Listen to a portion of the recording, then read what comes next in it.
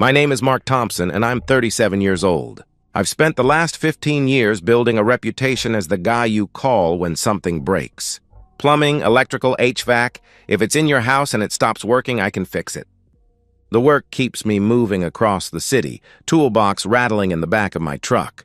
Hands perpetually stained with grease that won't wash off completely no matter how hard I scrub.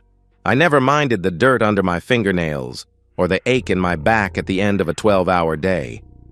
Every busted pipe, every faulty circuit breaker, every emergency call at 7 in the evening meant money in the bank. Money for the mortgage on our 2-story Colonial in Westbrook. Money for Emily's car payment.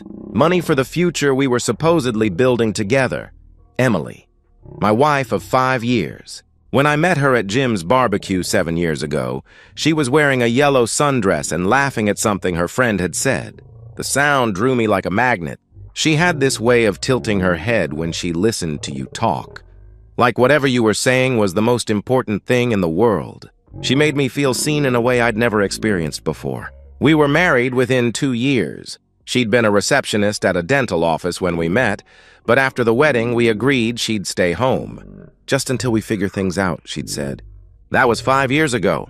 The dental office had long since hired someone else, and Emily had settled into a routine of yoga classes, lunch with her friend Sarah, and managing what she called the household.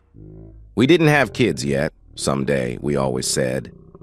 When things were more stable, when I had more saved, when the timing was right, our life had a comfortable rhythm to it. Friday nights, we'd order Chinese and watch whatever series we were working through on Netflix. Sunday mornings meant coffee and the newspaper, her reading the lifestyle section while I checked the sports scores. We grocery shopped together on Saturdays, made love maybe twice a week, and took a vacation to the beach every summer. Nothing spectacular, but it was ours. Lately, though, something had shifted. Emily spent more time on her phone, angling the screen away when I walked by. She'd started going out more.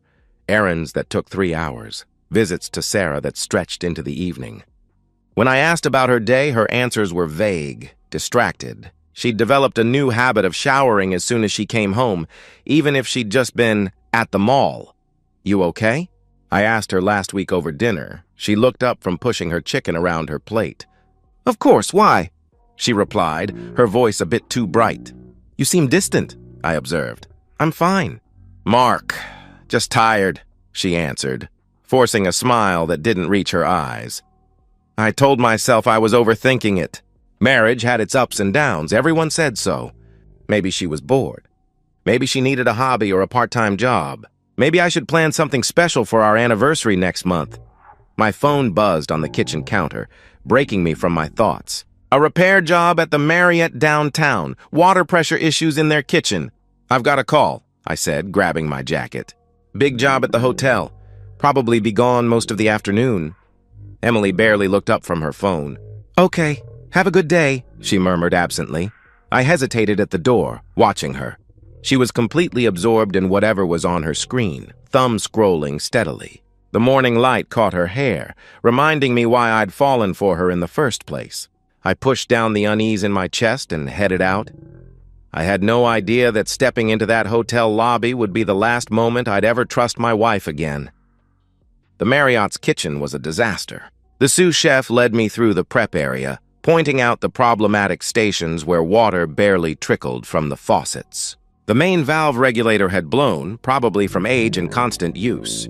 It would take me at least 2 hours to replace it properly. I'd been working for about 45 minutes, wrestling with a particularly stubborn connection, when I decided I needed a smoke break. My back was killing me from crouching under the industrial sink, and my hands were numb from gripping the wrench. I walked out through the loading dock to the alley beside the hotel. The cigarette felt good, the nicotine hitting my system as I leaned against the brick wall. I was thinking about nothing in particular. Maybe what to grab for lunch. Maybe whether the Ravens had a shot this season, when a black BMW pulled up to the hotel's side entrance. The passenger door opened, and Emily stepped out. My cigarette froze halfway to my mouth. She was wearing the black dress I'd bought her for Christmas, the one she said was too fancy for regular occasions. Her hair was done up, and she was laughing at something the driver had said.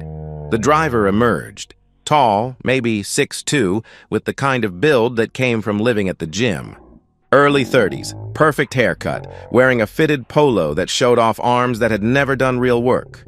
He walked around the car and took Emily's hand. My Emily's hand. She leaned into him as they walked, her body molding against his side like it belonged there. He said something that made her laugh again. That genuine, throaty laugh I hadn't heard in months. His hand moved to the small of her back, possessive and familiar, guiding her toward the hotel entrance. They disappeared through the automatic doors. The cigarette burned down to my fingers, the pain snapping me back to reality. I dropped it, my hands shaking as I crushed it under my boot. My mind was racing, trying to process what I'd just seen. Maybe it wasn't what it looked like. Maybe he was a cousin I'd never met. Maybe they were planning a surprise party for me. No, I knew my wife.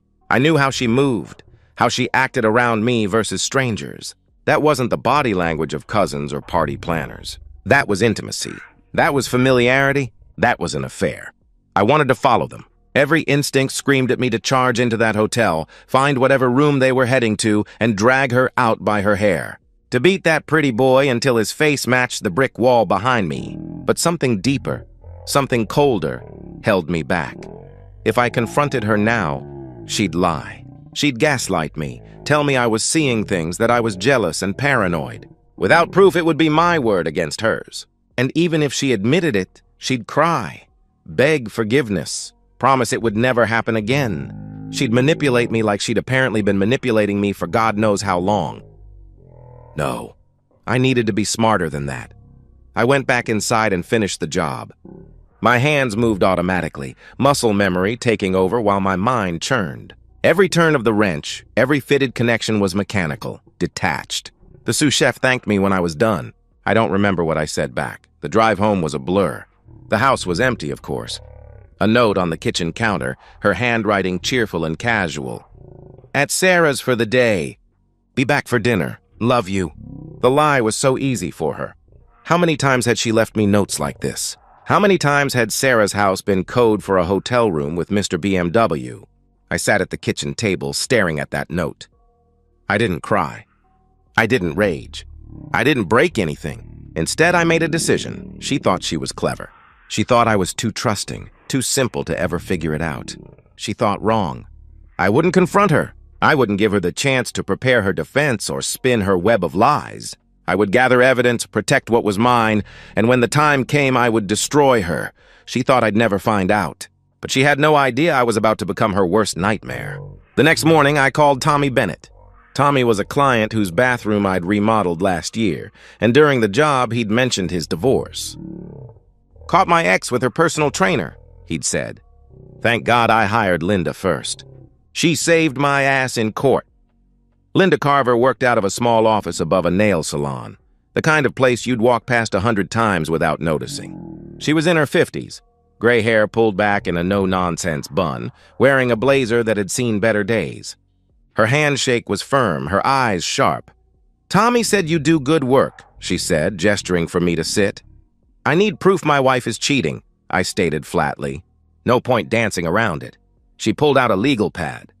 Tell me everything, she instructed. I did. The distance, the phone habits, the long absences, and finally, yesterday at the Marriott. Linda took notes without judgment, occasionally asking for clarification. When I finished, she leaned back in her chair. The guy from yesterday, can you describe him? She asked. I did my best. Linda pulled out a tablet and after some searching showed me a Facebook page. Elite Fitness. There he was in the staff photos. Tyler Brennan, personal trainer. That's him, I confirmed, my jaw clenching. I need everything, I told her. Photos, videos, dates, times, locations. I need proof that will hold up in court. That's what I do, Linda replied confidently. Give me 3 weeks. Those 3 weeks were the longest of my life. I went to work, came home, ate dinner with Emily, watched TV with Emily, slept next to Emily. Every normal moment was agony, but I played my part perfectly. You seem happy lately, Emily observed one night, curled against me on the couch. Just grateful, I responded, kissing the top of her head. Her hair smelled like unfamiliar shampoo. Grateful for what we have. She snuggled closer. Me too, she murmured contentedly. Linda sent updates through an encrypted app. Tuesday, Emily met Tyler at a Comfort Inn off Route 40, stayed 2 hours. Thursday, lunch at an Italian place downtown, lots of touching across the table. Saturday, shopping together at the mall, Tyler buying her lingerie at Victoria's Secret. The photos were clear, time-stamped, undeniable. Emily laughing at something Tyler said, Tyler's hand on her ass as they walked.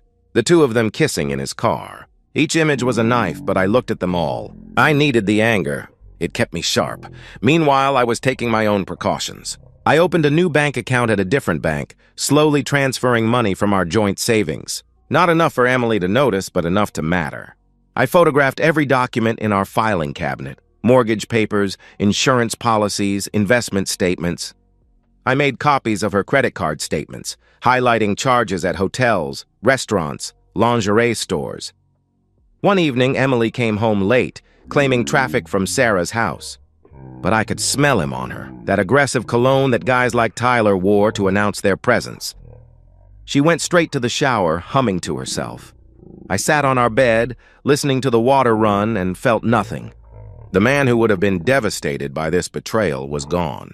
In his place was someone harder, someone patient. 3 weeks to the day after our first meeting, Linda handed me a thick manila envelope. "It's all here," she announced. 53 photos, 4 videos of them entering and leaving hotels, receipts, even some text messages I was able to capture through technical means you don't need to know about. I flipped through it in my truck. The evidence spanned 4 months. The affair had been going on for 4 months. While I was fixing other people's houses, Tyler was in mine, metaphorically speaking. While I was working 12-hour days, Emily was playing housewife to her side piece. I looked at the final photo. Emily and Tyler at a hotel room door, her hand on his chest, both of them smiling like they didn't have a care in the world. I had all the proof I needed. Now I just needed a lawyer ruthless enough to help me destroy her. Richard Sawyer's office occupied the top floor of a building downtown, all glass and leather and intimidation. He was exactly what I'd hoped for, mid-50s, expensive suit, with the cold eyes of someone who'd destroyed countless lives in courtrooms and slept fine afterward. "Tommy Bennett referred me," I said, settling into the chair across from his massive desk. "Tommy's case was particularly satisfying?" Sawyer replied with a slight smile. His ex-wife ended up living in a studio apartment, working 2 jobs. "What can I do for you, Mr. Thompson?" I handed him Linda's envelope. He spent 30 minutes reviewing everything, occasionally making notes on a legal pad. When he finished, he leaned back with the expression of a shark that had just detected blood. "This is comprehensive," he observed. "Adultery, deception, financial misconduct. She's been using your money to fund her affair. The lingerie, the hotel rooms, the dinners. We can argue abandonment of marital duties. In Maryland, with evidence this solid, she'll get nothing." "I want more than nothing," I stated firmly. "I want her to understand what she's lost." Sawyer's smile widened. "We'll serve her on your terms. Maximum impact." "When were you thinking?" he asked. "Friday night. It's movie night, our weekly tradition. She'll be relaxed, comfortable, not expecting anything," I explained. "Perfect. The process server will arrive around 8. "You'll be there?" he confirmed. "I wouldn't miss it," I assured him. We spent another hour strategizing. Asset protection, temporary support obligations, custody issues if children were involved. Everything was planned down to the smallest detail. I was driving home when my phone rang. "Emily."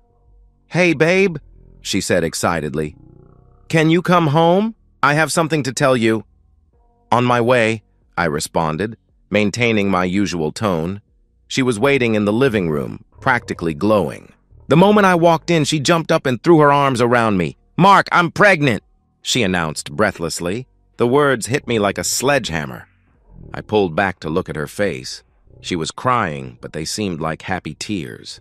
She pulled a pregnancy test from behind her back, showing me the 2 pink lines.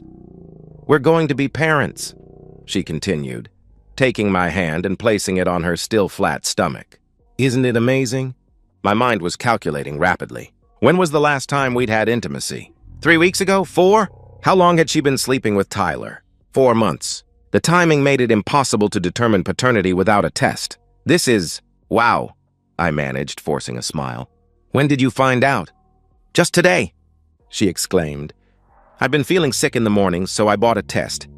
I wanted to surprise you. I hugged her again to hide my face. Was this planned? Did she know I was onto her? Was this her insurance policy? Get pregnant? Lock me down either way? Or was she genuinely clueless about whose baby it might be? We should celebrate, I suggested, pulling away. Let me get some champagne, or wait, you can't drink. Sparkling cider? That's sweet, she replied, beaming. I'm going to call Sarah. While she chatted excitedly on the phone, I texted Sawyer. She's pregnant. What is this change? His response came quickly. Nothing. Paternity established after birth. If not yours, strengthens abandonment case. If yours, we address custody. Stay the course. I watched Emily from the kitchen, animated and happy, one hand on her stomach already. She was either the world's best actress or completely delusional. Either way, it didn't matter. She thought a baby would save her. She had no idea it was already too late. Friday came with the weight of finality. I went through my workday in a controlled haze, fixing a garbage disposal in Riverside, replacing a water heater in Canton. Normal jobs for what would be the last normal day of my marriage. I got home at 6. Emily had made lasagna, my favorite. She was humming in the kitchen, wearing an apron over her clothes, looking every inch the perfect wife. The irony wasn't lost on me. Smells great, I said, kissing her cheek. She didn't flinch from my touch anymore. The guilt phase had passed. She'd become comfortable in her deception. We ate dinner and talked about baby names. I like something traditional, Michael for a boy. Emma for a girl, she suggested hopefully. Sure, whatever you think is best, I agreed, nodding along. She'd already started a Pinterest board for nursery ideas, showing me pictures of cribs and changing tables on her phone. We should convert the spare room, she proposed. I know you use it for storage, but we can clean it out. Sounds good, I replied neutrally. We moved to the couch for our Friday movie tradition. She picked a romantic comedy, curling against me with her feet tucked under a blanket. Her hand rested on her stomach, a new habit she'd developed in just 2 days. I wondered if she did the same thing when she was with Tyler. Did she tell him about the baby? Did he know he might be a father? At 7:45, the doorbell rang. Who could that be? Emily asked, frowning. I'll get it, I said, standing slowly. The process server was a thin man in his 40s, wearing a wrinkled suit and holding a manila envelope. He looked tired, like he'd done this 1,000 times before. Thompson residence? He asked professionally. Yes, I confirmed. I'm looking for Emily Thompson, he stated. Emily appeared behind me in the hallway. What's going on? She questioned nervously. The man looked past me. Emily Thompson? He verified, yes? Her voice had gone small, uncertain. He handed her the envelope. You've been served. Have a good evening, he said matter-of-factly, then turned and walked away. Emily stood there with the envelope in her trembling hands. She looked at me, then at the papers, then back at me. Mark, what is this? She asked, her voice shaking. Open it, I instructed, stepping back into the living room. She followed me, tearing open the envelope. I watched her face as she read the divorce petition. The color drained from her cheeks, her mouth opening slightly. The papers listed everything, the dates, the times, the locations. Linda's evidence was referenced in detail. 4 months of lies laid out in legal language. Mark, her voice cracked. This isn't... I can explain, she stammered. No, I cut her off, my voice flat and cold. You can't. The papers fell from her hands, scattering across the floor. She dropped to her knees, trying to gather them up, tears streaming down her face. It's not what you think, she pleaded desperately. Tyler means nothing to me. It just happened. I was lonely. You were always working. 4 months, Emily, I interrupted harshly. 4 months of being with him while I was working to pay for this house. For your car, for your yoga classes and your shopping trips. She was sobbing now, ugly tears that ruined her makeup. Please, Mark, please, she begged. The baby. Think about the baby. We'll establish paternity after it's born, I stated coldly. If it's mine, we'll work out custody. If it's Tyler's, I let the sentence hang. It's yours, she screamed desperately. I know it's yours. How? I challenged. How could you possibly know? You've been sleeping with both of us. She collapsed fully onto the floor, curling into herself. I'm sorry, she wailed. I'm so sorry. I never meant for this to happen. He paid attention to me. He made me feel wanted, and I didn't? I asked flatly. You were always tired, always working, she accused through her tears. We never did anything exciting anymore. So you decided to have intimacy a personal trainer? I shot back. That was your solution? I'll end it, she promised frantically, looking up at me with red, swollen eyes. I'll never see him again. We can go to counseling. We can work through this. It's over, Emily, I declared with finality. You have 72 hours to get out of this house. Take your clothes, your personal items, nothing else. The house is in my name. The car's in my name. Your credit cards, canceled as of tonight. You can't do this! She struggled to her feet, anger flashing through the tears. I'm pregnant. You can't just throw me out. Watch me, I replied coldly. Tyler can take care of you now.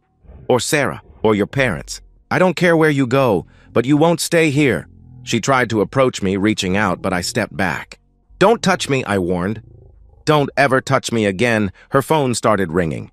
Sarah's name on the screen. Of course Sarah knew. She'd been covering for Emily for months. Answer it, I commanded. Tell her you need a place to stay. Emily stood there, phone ringing in her hand, looking at me like she was seeing a stranger. Maybe she was. The Mark who would have forgiven her, who would have tried to work it out, he was gone.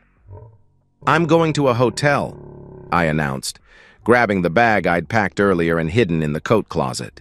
When I come back Monday, you better be gone. If you're not, I'll have the sheriff remove you. Mark, please. She started again.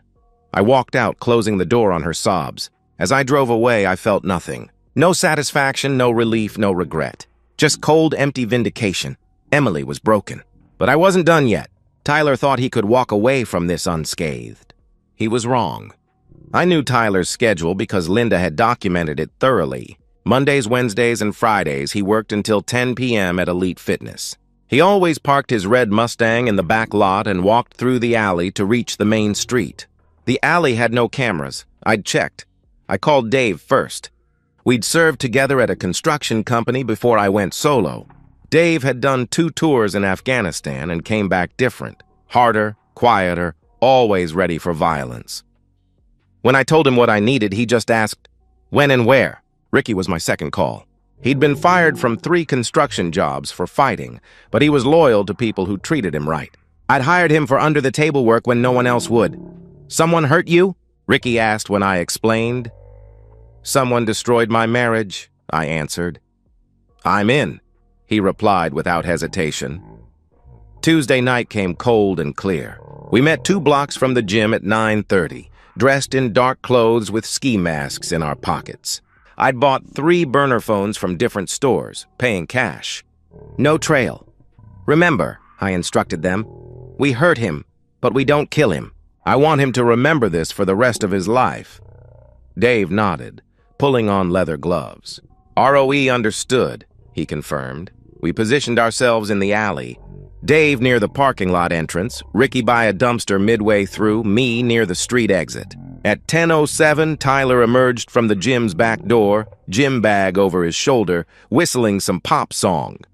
Dave moved first, smooth and silent, sweeping Tyler's legs. Tyler went down hard, his bag flying.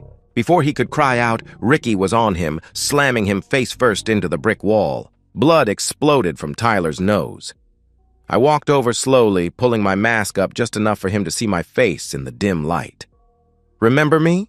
I asked calmly. Tyler's eyes went wide with recognition and terror. Oh, Look, man, I didn't know she was... He started to explain. Dave's fist connected with Tyler's ribs, cutting him off. The sound of breaking bone was oddly satisfying. You knew she was married? I stated coldly. You saw her ring. You met her at the gym when she was wearing her wedding ring. Please, Tyler gasped. I picked up the aluminum bat Ricky had brought. You f***ed my wife for 4 months. In hotels I paid for with money I earned. While I was working, you were in bed with her. She came on to me. Tyler screamed desperately. She said you were getting divorced. Lie, I said simply and brought the bat down on his left knee. The crack echoed off the alley walls. Tyler's scream was primal, animal. Dave covered Tyler's mouth with his gloved hand, muffling the sound. I brought the bat down on his other knee, then his left hand, the one he'd used to touch my wife. The bones shattered like kindling. "Stop!" Tyler whimpered when Dave removed his hand. "Please stop," he begged. "We're done when I say we're done," I replied coldly. Ricky kicked him in the ribs again and again. Tyler curled into a ball, sobbing, bleeding, broken. I crouched next to him. "You're going to tell the police you were mugged," I instructed clearly. "You didn't see faces?" "You don't remember anything. If you mention my name, if you even think about telling anyone the truth, we'll come back. And next time we won't stop. Understand?" Tyler nodded frantically, tears and snot and blood covering his face. "Your phone," I said. Ricky found it in Tyler's pocket, handed it to me. I placed it just out of Tyler's reach. "You can call for help when we're gone. Should give you time to think about your life choices." We left him there, broken and bleeding. The walk back to our cars was silent. Dave and Ricky didn't ask questions or offer commentary. Some things didn't need words. I drove home, the house was dark, Emily's car gone. She'd actually left. I showered, washing away any trace of the evening, then burned my clothes in the backyard fire pit along with the burner phone. Tyler spent 4 days in the hospital. Both knees required surgery. His hand needed pins and reconstruction. 3 broken ribs, internal bruising, a concussion. He told the police he'd been mugged by 3 men. Didn't see faces. Couldn't remember details. The investigation went nowhere. He lost his job at Elite Fitness. Can't train clients when you can't demonstrate exercises. Word spread that he'd been sleeping with married women, that karma had caught up with him. His Instagram, once full of workout videos and motivational quotes, went dark. They both paid the price. Now it was time to see if I could live with what I'd become. 6 months later, my life has settled into something I recognize but don't quite trust. The divorce was final 3 months ago. Emily fought it at first, hired a lawyer with her parents' money, tried to claim emotional abuse and abandonment. But Linda's evidence was overwhelming, and Sawyer was merciless in court. The paternity test results came 2 weeks after the baby was born, a boy she named Michael. He wasn't mine. Tyler was the father. The judge actually laughed when that came up in court, a short bark of disbelief at Emily's audacity. She got nothing in the settlement? Nothing. Last I heard, she was working at a Target in Glen Burnie, living in a 1-bedroom apartment with the baby. Her parents help when they can, but they're on a fixed income. Tyler pays minimal child support from his disability checks. Turns out permanent knee damage limits your employment options. He moved back to Ohio to live with his parents, walking with a cane he'll need for the rest of his life. Sarah doesn't talk to Emily anymore. Funny how quick friends disappear when you're no longer useful to them. The house feels different now. I had the bedroom furniture replaced, painted the walls, even tore up the carpet and put in hardwood floors. It's like exorcising ghosts. Some nights, I still catch myself listening for the garage door, for Emily coming home from one of her errands. The silence is both peaceful and unsettling. Work has been my salvation. I hired 2 guys, expanded the service area, even got a contract with a property management company for regular maintenance. Thompson Repair Services has a professional website now, business cards, a wrapped truck with the logo. I'm making more money than ever, and it's all mine. I've been on a few dates. Nothing serious. There's a bartender at my regular spot who's made it clear she's interested. She's pretty, funny, doesn't seem to have any hidden agenda. But I can't pull the trigger. Trust, once shattered like that, doesn't rebuild easily. Sometimes, late at night with a beer in hand, I think about that night in the alley. I wonder if I went too far.